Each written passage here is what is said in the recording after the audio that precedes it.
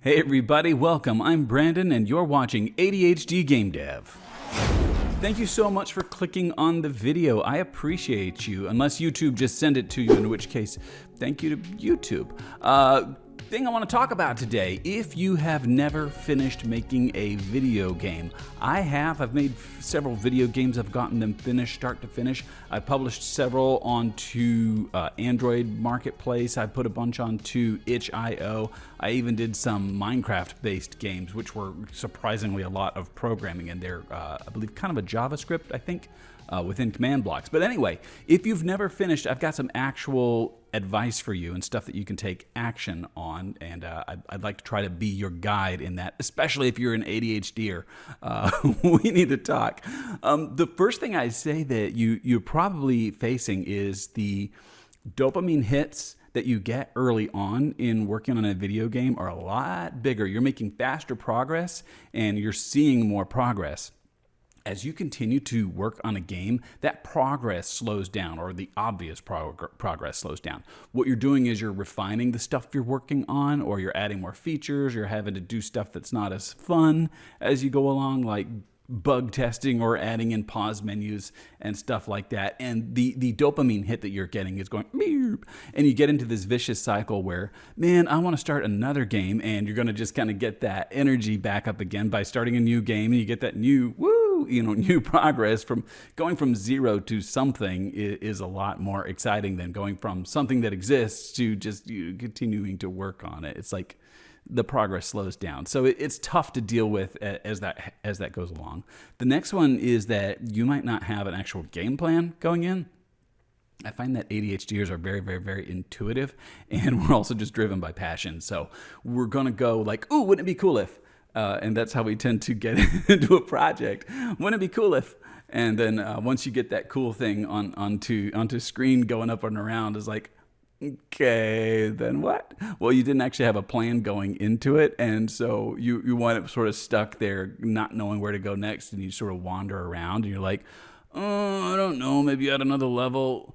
It's really important to have a plan about what the finished game is going to look like so that you have direction. Having that punch list to keep you on track is really, really important. So now you can break down all the elements that you need into individual systems or individual tasks to do. Like, okay, I need to get this automatic procedural system going. I need to get a health system. I need to get a shop system. I need to add music. You have actionable steps that you can take to get to the completed goal. Advice for you: don't let planning become your new hobby. That's a pitfall we can fall into, you guys. If you get out there and you go, oh, hey, look at all this different planning software that's available, you can make finding new planning software your new hobby, and you'll never get a game done either. Oh, come on, somebody out there, I just hit it, didn't I? You're like, guilty. I got you, didn't I? So do have a plan, but I think that the depth of your plan really depends on how big and complicated your game is. Another one is too big of a scope. So lots of people, what they do is they wind up adding lots of features and levels, and it kind of spirals out of control, and they realize that, oh, this is a lot bigger than I could possibly actually accomplish. And I think that's true. That can happen a lot, and it's really important to say, all right, here is what's called that minimum viable product, with the MVP. Like, okay, these are all extra features. What's my core features that I've got to finish in order to call this a completed win of a project? Very important to get that done, because then you can come back and add in more features later on, especially if you've planned ahead for them and you have a plan. But if you're spending a lot of time working on features and they're not going to actually make the final cut, you wind up wasting time, and it gets to be demoralizing. So I think managing scope is important. Now, I have big, this one helped me a lot. Big advice for you ADHDers out there, ADHDers who are trying to make video games like me. Hi, welcome to the channel. Please subscribe. I suggest that you set your scope of your video game not based on the scope of the game, but the scope of time that you think you can invest in it and still stay excited. When I was working on Dungeonesque, I said, I want to work on this for about 2 months and get it finished, and then I want to have it sit there to where I can continue to make updates to it as I feel like. It's kind of a hobby horse. I want to keep messing with it and fiddling with it ongoing. But it was about 2 months that I knew I could stay on the ball and pay attention. And that worked out so well for me. I knew that I had this hobby that I could go and work on, and that I would work on it for about that length of time. Other games where I didn't have that kind of a scope, it got into such, it was a trudge to get to the end. It was a trudge to get to the end because it seemed like I've been working on this for, a year, and I'm just grinding to get to the end of it. Speaking of that, the last thing that I want to advise you on is that the end parts of making a video game take up a lot more time than you think they will. And if you have not actually walked through the whole process, soup to nuts, finishing the whole thing, you're going to be surprised at how much time and energy, and sometimes it can be a lack of payoff for you to build those last elements. And they're important. Okay, they're very important. And you don't have a sense about what you're really getting into, and you're working on menus, you're working on landing pages, you haven't even thought about doing any kind of a marketing, and the sound effects is like, oh crap, I don't even have good sound effects. That stuff, it can get to you when you're sitting there fiddling with a bug that you can't seem to fix, or you're like, oh, I gotta add a new pause button here because it's something else is not working on the pause system, so I got to rework the pause system.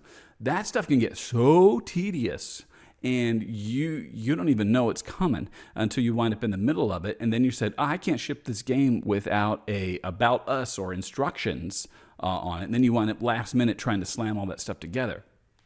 Okay, that stuff, if you try to save it to the last second, is going to sneak up on you, and it's going to take a lot more time than you think it will. Okay, I have advice, actual advice. So first of all, I suggest that you start with some light planning so that the planning itself doesn't become a distraction. Scope out your game based on the time that you can work on it. And I would like to suggest to you that you set yourself this challenge, and that is to complete a tiny game. Complete a tiny game, like your own little game jam. Even if it's a weekend project, think about the scope of time that you can do on a tiny game, and here's what it would be. At least one level where you can win and lose. It's going to have a title screen, it's going to have about us, and it's going to have some kind of settings, okay? Pause menu, turn the music on or off, whatever makes sense for your game. And it needs to be finished, and it needs to be published somewhere.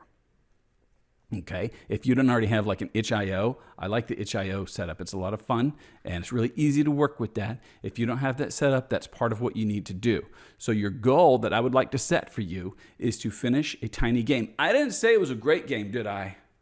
No, I did not. I did not say it's going to be a fun game, okay? I just said it's going to be a finished game. So your goal is literal, listen to what I'm saying. Your literal goal here is to finish a tiny game, complete with all the features and published, all right? So you might want to change that goal to publish a tiny game. Write that one down. Publish a tiny game. That's your goal.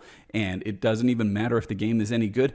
Post a link below. I want to see your links. I'll check it out, even if it's a dumb game. The point is that it's finished. That is going to teach you so much more about the challenges that are ahead of you and how to get a video game finished than any number of YouTube videos you could watch. Don't go down the rabbit trail. I've talked long enough. I've talked longer than I meant to, and I value your time, and I am so grateful to you for being here. And if you didn't subscribe yet, or like it, or lick it, or whichever you do to the videos these days, join it. And if you want to support me, I'm going to need you to be able to lift at least 160 pounds. I don't weigh quite 160, but I want a little margin of error. I don't want you to drop me while you're supporting me. Okay, that's all. Be awesome today.